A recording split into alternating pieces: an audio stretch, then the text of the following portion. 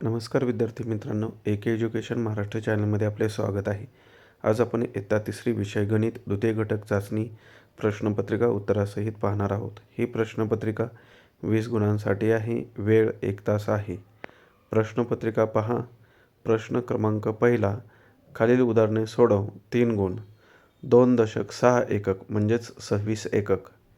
दुसरा प्रश्न, 396 अधिक 45 बेरीज करायची आहे. उत्तर 441. तिसरा प्रश्न, 200 एकक म्हणजेच 2 शतक. ब प्रश्न, भागाकार कर. 29 भागिले 7, 7 चौक 28. 4 भागाकार आलेला आहे, बाकी 1 आलेली आहे. 2 गुणांसाठी हा प्रश्न आहे. त्यानंतर प्रश्न क्रमांक 2 ब, पुढील बेरजा कर. 3 गुणांसाठी हा प्रश्न आहे. खाली बेरजेची उदाहरणं दिलेली आहेत. योग्य बेरीज करून उत्तर लिहायचं आहे. पहिलं उदाहरण पहा. 135 अधिक 476. उत्तर 611. दुसरं उदाहरण, 247 अधिक 517. उत्तर 764. तिसरं उदाहरण, 349 अधिक 219. उत्तर 568. ब प्रश्न, घड्याळात वेळ दाखव. 2 गुण. पहिल्या घड्याळात 3:20 झालेली आहेत आणि दुसऱ्या घड्याळात 7:35 झालेली आहेत. 8:35 उत्तर लिहायचं नाही. 7:35 असं करेक्ट उत्तर लिहा. यानंतर पुढील प्रश्न पहा. प्रश्न क्रमांक 3, त्यामधील अ, खालील उदाहरण सोडव. 2 गुण. खालील चित्रे एखाद्या रेषेच्या संदर्भात सममित आहेत किंवा नाहीत ते ठरवा.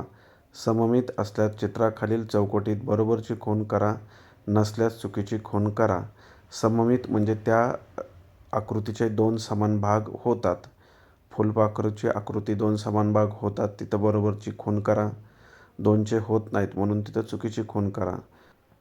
षटकोनाची होते म्हणून तिथं बरोबरची खूण. एलची होत नाही तिथं चुकीची खूण करा. एक्सचे 2 भाग होतात, बरोबरची खूण करा. एच या अक्षराचे सुद्धा 2 भाग होतात म्हणून तिथं सुद्धा बरोबरची खूण करा. म्हणजेच 2 आणि एल या ठिकाणी चुकीची खूण करायची आहे. बाकी सर्व ठिकाणी बरोबरची खूण असणार आहे. ब प्रश्न, गुणाकार कर.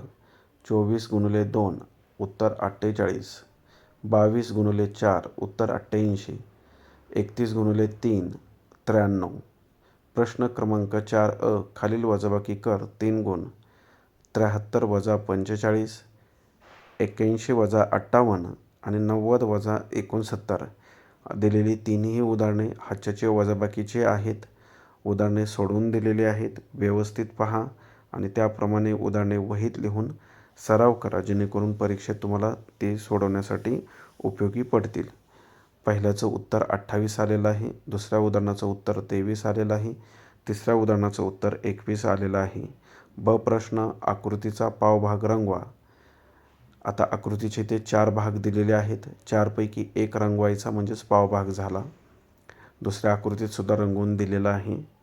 त्याप्रमाणे तुम्ही पेन्सिलने परीक्षेमध्ये रंगवायचा आहे. अशा प्रकारे आपण संपूर्ण प्रश्नपत्रिका उत्तरासहित पाहिली आहे.